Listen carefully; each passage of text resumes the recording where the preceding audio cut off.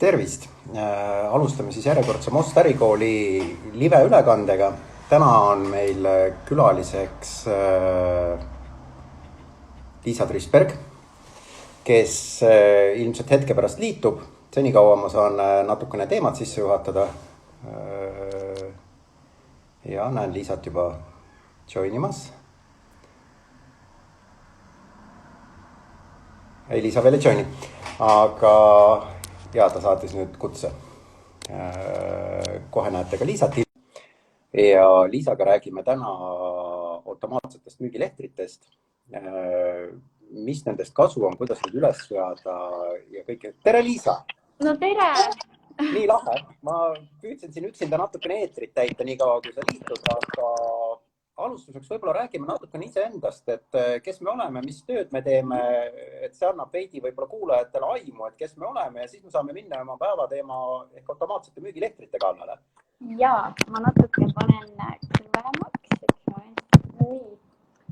Mina olen Liisa, mul on väga hea meel siin olla.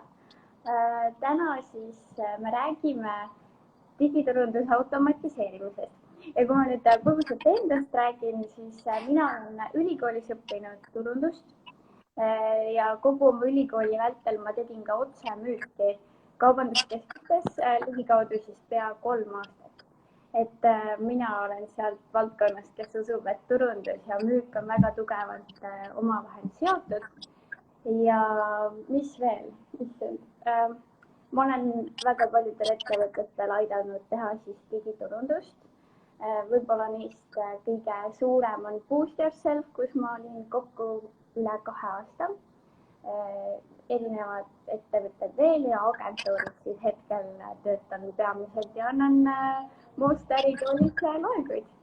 Väga lahe. See oli see, mida ma oleksin lisanud, et kõige muu hulgas Liisa on ka lektor, ta on ka seda jõudnud teha. No, minu taust on ka turunduses 15 ja natukene pluss peal aastat.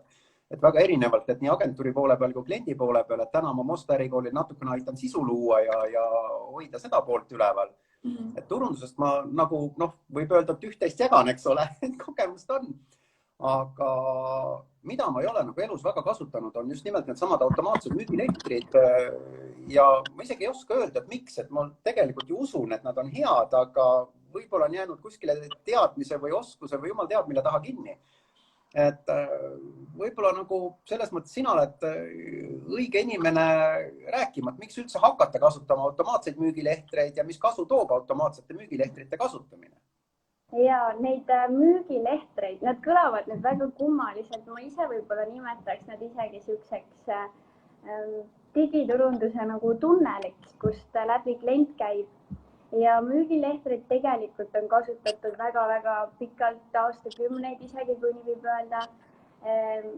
Peamine eesmärk müügilehtritel on siis see, et kui klient on täiesti külm ja pole kunagi kuulnud sinu ettevõttest, siis ta muutub lõpuks läbi selle tunneli kliendiks, kes siis soovitab sind ka oma tuttavatele, lähedastele. Ta muutub nagu selliseks fänniks või nimetatakse ka advokaadiks sellist klienti.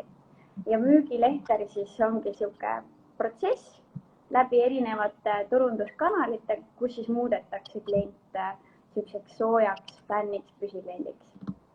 Ja peamine kasu, mis müügilehter nagu toob, ongi see, et esiteks müügikäive tõuseb ja teiseks on see, et klient saab ka olla sellises nagu teekonnas, kus ta tunneb, et tema vajadustele vastatakse. Tal on hästi mõnus ostukogemus, tal on hästi mõnus kliendi teekond ja iga etapp on temaga läbi mõeldud, et tegelikult see on nagu veel kõige suurem eesmärk. Ja kuidas... Võib öelda, et tegemist on kliendi kogemuse parandamise vahendiga, eks ole, et seal, kus inimene võib-olla jääb hätta tänu oma mälule ja ajalimiteeringule, et sa ei jõua lihtsalt kõikide klientidega eraldi, eks ole, tegeleda. Ja eriti veel sellises digiturundusmaailmas, et kliente võib väga-väga palju olla ja selleks, et mõjuda hästi personaalselt ja justkui sõbrana, tulevadki siis abiks need müügilehtrid või tunnelid, kui nii võib nimetada. No, sina ilmselt nimetad neid rohkem tunneliteks. Minul ta kuidagi tundub lehtrina, sest teda joonistatakse sageli sellise lehtri, kus on erinevad need kihid, eks ole sees. Aga mis eluvaldkonnas võib-olla nendest lehtritest kõige enam kasu on või kas on üldse võimalik mõnda valdkonda välja tuua, et kus on kasu suurem või on see nii võrdne, et vahet ei ole, et võtke igal pool kasutusele? Teate, niisugust konkreetset valdkonda ma ei tookski välja, et tegelikult neid tunneneid saab vastavalt ettevõtte valdkonnale korrigeerida ja kujundada. Võib teha täiesti, ma ei tea, ilukliinikutest kuni autorehvi vahetusteemadeni välja, et see kõige olulisem on just see, et see teekond oleks nagu väga täpselt analüüsitud läbi, et kui klient tegutseb või kui klient ei tegutse, et mõlemad etapid kõik on põhjalikult läbi mõeldud. Et see on see peamine viis, kuidas see lehte tooks kasu. Aga niisugust konkreetselt nagu valdkonda, seda võib igal pool kasutada. Okei, aga selles mõttes praegu meie jutt on selline hästi võib-olla teoreetiline ja lai, et me läheme natukene praktilisemaks, et võib-olla sa saad kuidagi kirjeldada seda, et kuidas üldse automaatset müügilehtrit või seda automaatset müügitunnelit üles seatakse ja mis võiks need sammud olla ja kui palju neid samme peaks olema, et ma ju tean, eks ole, et see ei ole ühekordne aktsioon, et hops ja kohe tuleb, vaid et nagu sa rääkisid, et soojendad klienti ja lõpuks ta muutub su fänniks. Et kuidas sa kogu selle protsessi teed, et võib-olla sa saad seda lahti kirjeldada? Ma arvan, ma nüüd kohe päris tehniliseks ei lähe, aga mis ma võin öelda on see, et müügilehter koosneb peamiselt sellisest, kui laialdaselt vaadata, on ta 4 etappi, ehk siis esimene etapp on üldse see teadlikkuse tõstmine. See on siis see faas, kus klient ei tea mitte midagi su brändist, pole eales kuulnud ja siis ta märkab sind. Tavaliselt on selleks kas siis Facebooki reklaamid, Google Ads, mis iganes bännerid kuskil. Seal on siis see, kus ta näeb nagu esimest korda, et sinuga luuakse kontakt. Sealt edasi on siis soovi ja huvi äratamine. See on selline kriitiline etapp, kus klient tegelikult vaatab, kas ta üldse läheb suga edasi, kas ta loeb või klikib su peale või siis ta ikkagist vaatab, et see pole mulle, ta läheb ära ja sealt jääb ka see teekond katki. Et see teine etapp on hästi oluline, et pakuks nagu tõelist väärtust ja sisu ka sellele inimesele. Sealt edasi 3. etapp on siis tegevusele kutsumine. See call to action inglise keeles siis võib nii nimetada. Seal siis klient põhimõtteliselt, kas ta variant A tegutseb või ei tegutse. Ja see on tavaliselt koht, kus palju ka eksitakse, et kui ta nüüd ei tegutse, siis pole läbi mõeldud seda protsessi, mis temaga edasi saab. Et ta jääbki sinna kuhugi lihtsalt pilbendama ja põhimõtteliselt üks hetk ta lihtsalt ilmselt kaob ära sealt. Aga kui ta ikkagi tegutseb edasi, siis juba järgneb sellele selline järel- ja lisamüük ja kliendi muutmine püsikliendiks ja fänniks, et ta kutsuks ka oma siis tuttavaid sinu ettevõttesse, ettevõtted teenust või toodet kasutama. Sa räägid nagu vaata nendest tehtest, ja sa rääkisid natukene sotsiaalmeediast, eks ole, et Facebookist või kuskilt, et sa korjad selle kliendi üles, aga mis see kanal on tegelikult, kus sa kliendiga nagu töötad? Ja. Need müügilehtrid on tavaliselt integreeritud läbi erinevate kanalite. Näiteks klient märkab sind Facebookis, ta tuleb kodulehele, kodulehelt ta liitub võib-olla su e-maili listiga, siis ta läheb juba omakorda sinna e-maili jadasse ja kõikidest nendest kanalitest saavad tulla ka siis need järel igasugused reklaamid või tegevusele kutsumised. Ehk siis ta ongi nagu läbi mitme erineva kanali. Et selline multi-channel, aga kas ma saan õigesti aru, et see põhitegevus käib ju tegelikult e-mailis? Jah, ma võiks öelda küll, et e-mail on siis üks kõige tugevamaid nii-öelda turunduskanaleid, kus see protsess võiks toimuda. E-mail on üks põnev sõna, eks ole, et aeg-ajalt me kasutame e-posti, siis me proovime ingliskeelselt seda öelda ja siis me proovime seda nagu kirjapildi järgi ja mitte keegi nagu täpselt ei tea, kuidas käib. Et ametlikes kirjades me ju kirjutame e-postist. Siis me räägime e-mailist või e-mailist. Et okei, sisuliselt sa oled rääkinud, eks ole, kanalist, sa oled rääkinud, et kuidas seda üles seada, need suured stepid ära, aga seda kõike tehakse ju ühe eesmärgiga, et mitte sellepärast, et kliendil oleks lahe, kuigi see annab sulle tegelikult ja lõpuks midagi, mida sa oled väga oodanud ehk ostu. Aga ja teiselt poolt, eks ole, et me ei saa oma aega manageerida, et me ei saa kuidagi tekitada aega juurde, et meil kõigil on 24 tundi ööpäevas ja 7 päeva nädalas ja me kõik teame, et me rabame nagu oravad rattas ja oleme ikka stressis, eks ole, et midagi on nagu poolik ja midagi on tegemata ja midagi nagu lükkus homsesse, mida sa kindlalt olid oma taskidesse pannud, eks ole. Aga et lisaks sellele, et ütleme, et automatiseerimisega või sellise automatiseeritud müügilehtri või müügitunneliga me saame oma, kuidas ma ütlen siis, tegevusi süstematiseerida, et kirjade jada, eks ole, et et kui klient teeb seda, siis saada talle selline kiri. Kui ta midagi ei tee, saada mingi järgmine kiri või kui ta teeb midagi, siis vastavalt tegevusele, eks ole, et sa saad nagu mitu seda teed üles ehitada. Aga lisaks efektiivsuse tõusule, et oskad sa öelda, et kui palju tõuseb nagu turunduse efektiivsus või siis müügi efektiivsus seoses kogu selle automatiseerimisega, et tegelikult on ju lõppeesmärk ettevõttel on ju efektiivsuse tõus. Ja kindlasti. Üks on siis, tähendab, ma vaatasin ka igasugu uuringuid, mis rääkis nende tunnelite ehitamisest, kasutamisest ja üks uuring, mis näitas, oli see, et kui kasutada selliseid müügilehtreid ja turunduse automatiseerimist, siis keskmiselt suureneb müügitootlikkus 14% ja turunduse üldkulud, mida hästi paljud ettevõtted jälgivad ka, et nad oleksid võimalikult siis madalad, vähenesid 12%, et ta võtab maha siis ka turundaja igasugu energiat ja ajaressurssi, mida panustatakse, et ta selles suhtes küll, et ta on väga-väga kasumlik, ma arvan, igale ettevõttele. Ja ma arvan, et e-kaubandus tegelevad ettevõtted, nemad võikski võtta endale sellise nagu vundamendi ja A ja O, et selline lehter oleks kas või väga basicult koostatud, et ta kindlasti aitab vähendada kulusid ja tõsta seeläbi ka müügikäivet.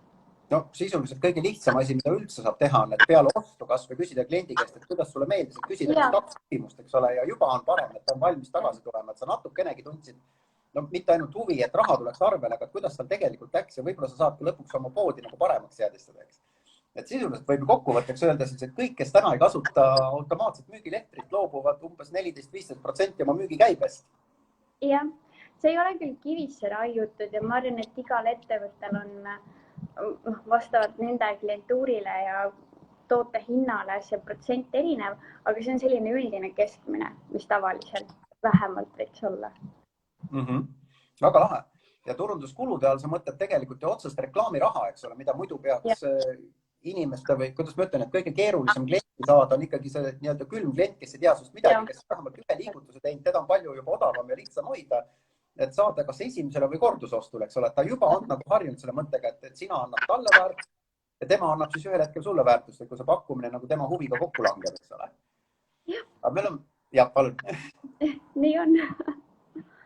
Aga me oleme lubanud nagu välja ka, kõigile meeldib, et anna meile mingisugused nipid ka, eks ole, et muidu räägime siin üks mõnusat teooriat aga et mis need nagu 3 nippi võiks olla, mida sa ütleks lektorina või paneks nagu inimestele südamele, et kui te need teete, et siis asi toimib? Ja kõige tähtsam on see, et sa ise teaksid, mis on üldse see eesmärk, mis sa tahad klient teeks, kas ta registreeriks ennast sinu seminarile, ostaks su toodet, kasutaks teenust, et kui sa tead seda nagu lõppeesmärki, siis sealt edasi on hästi hea, kui sa mõtled läbi nagu iga viimse kui detaili, kus su klient alustab, kus kohas ta viibib, mis ta võib tunda. Siin tuleb kasuks suur empaatiavõime, et analüüsida läbi ja siis kõnetada selle õige sõnumiga seal müügifaasis seda protsessi. Teine asi, mis ma enne ka korra välja tõin, ongi see, et ei mõelda läbi seda protsessi, mis juhtub, kui klient ei tegutse. Et ka selle kliendiga võiks olla sihuke omakorda jada ja tegutsemine. Olgu see siis mingi väga hea pakkumine või mingi lisaväärtus, mis paneks ta nagu tegutsema või teinekord võib kas või küsida mingit tagasisidet, et saada aru, miks ta ei tegutse. See võib olla mingi täiesti suvaline põhjus, mis on väga kergesti lahendatav. Et sellist asjad kindlasti. Ja kolmas, mis ma tahaks välja tuua, on hästi oluline on segmentimine. Et kui valed vaatajaskonda valede sõnumitega kõnetada või sinna aega panna, siis tegelikult see on lihtsalt üks raha kulutamine ja aja raiskamine. et kindlasti õige segmentimine on märksõna, mida ma tooks. Too üks näide näiteks segmentimisest, et kuidas võib segmentimine valesti minna? Vales kohas, valel ajal. Sisuliselt on see, eks ole, et kui sa saad näiteks oma e-maili baasi ja võib-olla, ma ei tea, müüd kosmeetikavahendid, aga kui sa hakkad ikka meesterahvastele väga massiliselt pakkuma naiste kosmeetikat, tõenäoliselt see tagasiside on väga nõrkselt. Et naistepäeva eel võib-olla läheb hästi ja mõnel on vaja sünnipäeva kinki ka, aga ülejäänud aasta on nagu suhteliselt lahja. Ja, õigel ajal, õiges kohas, õigel inimesele. Või siis hakata väga noortele rääkima mingitest lastetoodetest. No see on ka hästi nüüd siuke absurdne näide, aga niisugused asja tehakse. Ja mida paremini seda analüüsid ja segmendid, seda paremad on ka tulemused. Ja võib-olla, mis ma neljandana veel tooks välja, on ka selline, et pakkumine, millega sa nagu kutsud klienti või millega sa püüad seda külma kontakti võita, peaks olema ikkagi selline tõeliselt sisukas ja väärtuslik. Et muidu tekib olukord, kui see klient kasutab sinu pakkumist, aga see kuidagi ei vasta nagu ootustele, siis ta võib pettuda ja ta ei tule enam mitte kunagi su juurde tagasi. Et kui sa juba pakkumist teed, siis tee see nagu nii, et see ületaks kõik su ootused. Siis kindel, et see klient sinna teekondaga jääb ja läheb sinuga lõpuni välja. No täitsa loogiline, eks ole, et kui pakkumine on väärtuslik, siis lõpuks tuleb see ost ka ära, eks ole.